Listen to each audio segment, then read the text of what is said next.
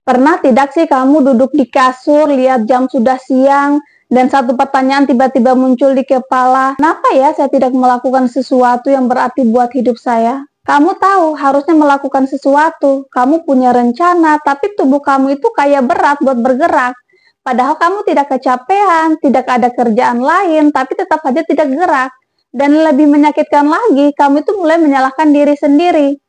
Saya ini memang pemalas, saya ini tidak berguna, saya tidak punya kelebihan, saya hanya menjadi beban buat orang lain, saya tidak punya masa depan. Tapi saya mau ajak kamu tarik napas sebentar dan pikirkan ini baik-baik. Bagaimana kalau kamu bukan malas? Bagaimana kalau yang kamu alami ini bukan soal niat, tapi soal arah? Karena banyak orang hari ini tuh bukan kekurangan motivasi, tapi kehilangan arah.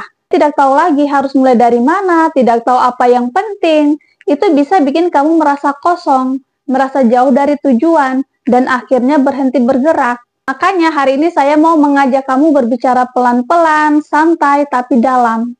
Bukan buat kasih kamu motivasi, tapi buat mengajak kamu lihat hal-hal yang mungkin tidak pernah kamu sadari. Dan siapa tahu setelah video ini kamu bisa menemukan kembali pijakan pertama buat mulai lagi. Assalamualaikum warahmatullahi wabarakatuh. Terima kasih kalian sudah mengklik video ini bersama kami kembali mengatur arah hidup. Poin 1, energi kamu itu tidak hilang, cuman belum dialihkan ke tujuan yang jelas. Kamu pernah tidak merasa excited mengerjakan sesuatu tanpa harus disuruh? Atau hal kecil kayak membuat sesuatu, kamu bisa duduk berjam-jam, kamu lupa waktu, tidak makan, tidak buka HP, kamu fokus, kamu semangat, dan kamu puas. Kenapa? Karena di situ ada arah, ada keterlibatan emosi, ada makna. Kamu tahu kenapa melakukan itu. Sekarang kamu bandingkan sama hal yang harus kamu kerjakan. Tugas, kerjaan, target, rutinitas. Kenapa kamu tiba-tiba berat buat mulai? Karena tidak ada hubungan personal. Kamu tidak merasa itu relevan sama hidup kamu. Kamu jalan karena kewajiban, bukan karena kesadaran. Dan di situ masalahnya. Energi kamu itu tidak hilang, semangat kamu itu tidak rusak. Kamu cuma tidak tahu mau bawa kemana. Makanya yang kamu butuh itu bukan motivasi, tapi tujuan yang jelas. Dan tujuan itu tidak harus besar, tidak harus mau sukses besar, cukup yang jujur. Saya ingin punya hidup yang stabil, punya penghasilan sendiri. Saya ingin punya alasan buat bangun setiap pagi. Karena ketika kamu menemukan itu, tenaga yang selama ini kayak hilang akan balik kembali. Poin 2, kadang yang bikin kita stuck itu bukan karena kita tidak punya apa-apa buat dikerjakan. Justru sebaliknya, kita punya terlalu banyak yang harus dikerjakan. Di kepala kamu ada rencana A, B, C, sampai D. Kamu ingin belajar skill baru, kamu ingin mulai bisnis, kamu ingin lebih sehat, kamu ingin upgrade diri, kamu ingin bantu orang tua, kamu ingin keluar dari zona nyaman, tapi semuanya itu numpuk di kepala tanpa urutan, tanpa prioritas. Dan dari situ kamu mulai terasa terbebani. Kamu buka laptop tapi bingung mulai dari mana, kamu scroll YouTube, nyari cara produktif, tapi ujungnya malah buka video lain. Kamu tulis to-do list, tapi semuanya penting dan kamu akhirnya tidak mulai satupun. Lama-lama kamu diam, dan dari diam itu datanglah rasa bersalah. Rasa bersalah berubah jadi rasa minder, minder berubah jadi rasa capek mental, dan akhirnya kamu bilang ke diri sendiri, saya ini pemalas, saya ini tidak berguna. Padahal kamu cuma belum punya struktur, belum punya urutan, belum tahu mana yang paling butuh waktu kamu hari ini.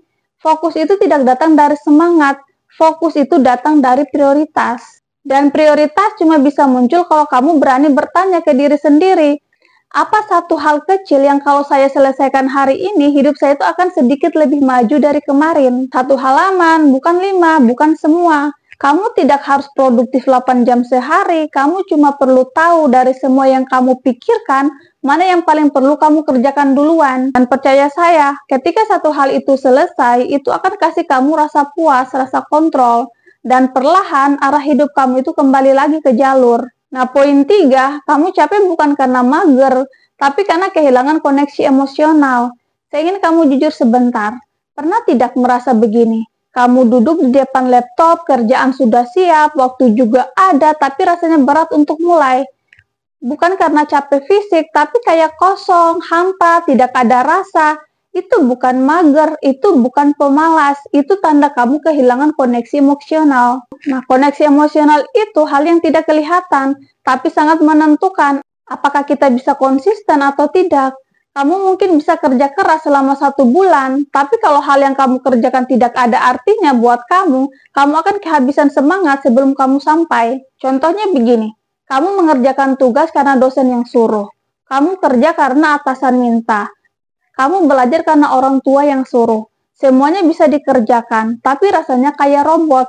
Tidak ada gairah, tidak ada rasa bangga. Dan masalahnya, semakin sering kamu kehilangan koneksi emosional, semakin cepat semangat kamu habis. Semangat yang tidak punya akar gampang diterbangkan angin. Yang kamu butuhkan bukan sekedar kerja keras, tapi alasan personal kenapa kamu melakukan itu. Tanya ke diri sendiri, ini saya kerjakan buat siapa? Kenapa saya ingin berhasil di hal ini? Kalau ini selesai, apa yang akan berubah dari hidup saya? Kamu harus menemukan benang merahnya. Sambungkan tugas yang kamu kerjakan ke nilai hidup kamu, ke mimpi kamu, ke orang yang kamu sayang, ke masa depan yang ingin kamu bentuk. Contoh kecilnya begini, kamu menulis bukan karena tugas saja, tapi karena kamu ingin bisa mengungkapkan pikiran kamu lebih jelas. Kamu belajar bukan karena harus, tapi karena kamu tidak mau selamanya bergantung sama orang lain. Kalau kamu bisa memenuhi titik emosional itu, kerjaan yang tadinya berat jadi punya roh. Dan saat kamu kerja pakai roh, bukan cuma tenaga, kamu akan tahan lebih lama, lebih fokus, dan lebih hidup. Poin 4, lingkungan kamu itu berpengaruh ke arah hidup kamu. Kamu tahu tidak? Kadang yang bikin kita kehilangan arah itu bukan karena diri kita tidak tahu jalan, tapi karena kita terlalu banyak dengarkan suara dari kamar. Kamu bangun pagi buka sosmed, isinya orang lain sudah sukses, sudah jalan, sudah posting pencapaian, sementara kamu masih di kasur. Nah, belum mandi dan mulai merasa, saya buat apa selama ini? Kamu buka grup teman sekolah, isinya obrolan receh, bercandaan, kadang toksis. Tapi karena itu teman, kamu ikut-ikutan juga. Padahal obrolan itu tidak mengangkat energi kamu, malah membuang waktu dan bikin makin kamu ragu untuk mulai. Ini realita, lingkungan itu punya kekuatan luar biasa untuk menarik kamu maju atau menarik kamu mundur. Kalau orang-orang di sekitar kamu kebiasaannya menunda, kamu akan merasa wajar buat menunda juga. Kalau yang kamu konsumsi tiap hari isinya cuma scroll hiburan, lama-lama fokus kamu itu dibentuk buat cari kesenangan, bukan arah. Dan itu bukan soal kamu jadi sok-sokan, milih circle. Ini soal kamu sadar bahwa input itu membentuk output. Apa yang masuk di kepala kamu setiap hari itu pelan-pelan membentuk cara kamu berpikir, cara kamu respon hidup, dan akhirnya arah hidup kamu. Makanya kalau kamu merasa stuck, kamu merasa bingung dan mulai dari mana, coba tanya diri kamu selama ini siapa yang saya ikuti. Apa yang saya tonton, saya baca, saya dengar tiap hari. Bagaimana teman-teman saya makin sadar atau makin menggampangkan semuanya. Kamu tidak harus langsung tinggalkan semua, tapi kamu bisa pelan-pelan filter ulang. Mulai follow akun yang isinya refleksi, cari konten yang mengajak mikir, bukan sekedar ngakak. Nongkrong sama orang yang mungkin tidak heboh, tapi punya value yang nular. Karena kalau arah hidup kamu belum jelas, setidaknya pastikan lingkungan kamu bukan bikin kamu makin kabur.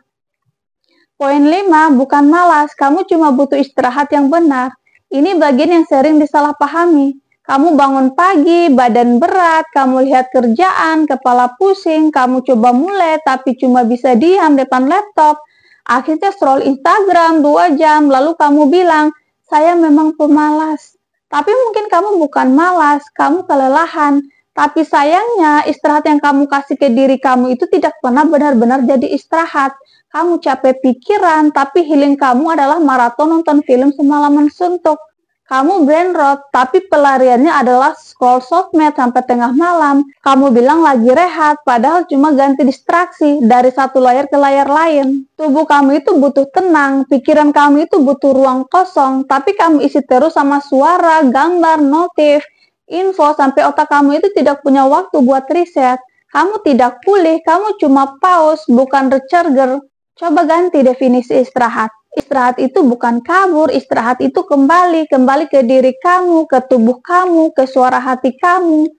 Coba deh jalan pagi tanpa headset, coba duduk 10 menit sambil tarik napas pelan-pelan, coba matiin HP 1 jam sebelum tidur, Coba tulis isi kepala sebelum tidur, biar tidak dibawa ke mimpi.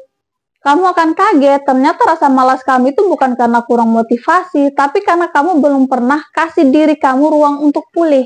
Dan kalau kamu pulih dengan benar, arah hidup yang selama ini kabur mulai kelihatan lagi. Saya tahu rasanya bangun pagi dan merasa tidak punya tenaga buat hidup, bukan karena kamu sakit, tapi karena kamu tidak tahu harus kemana. Kamu ingin berubah, kamu ingin jadi versi diri yang lebih baik, tapi setiap kamu mulai, yang muncul di kepala itu bukan semangat, tapi pertanyaan. Kenapa saya melakukan ini semua? Dan kamu pun diam, kamu menunda, kamu cari pelarian, dan kamu mulai percaya bahwa diri kamu itu memang tidak punya arah. Tapi saya ingin bilang sekarang, dengan nada pelan tapi penuh yakin, kamu bukan malas, kamu bukan tidak mampu, kamu cuma manusia yang sedang mencari lagi arah hidupmu, dan itu bukan kelemahan. Itu proses buat menyambung lagi antara langkah sama alasan kenapa kita jalan, menyambung lagi antara tugas sama tujuan, menyambung lagi antara hidup sama nilai yang kita percaya.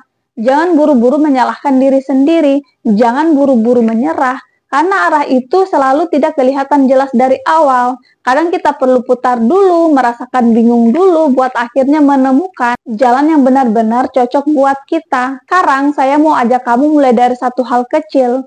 Apa satu hal sederhana yang ingin kamu ubah? Kami kembali mengatur arah hidup.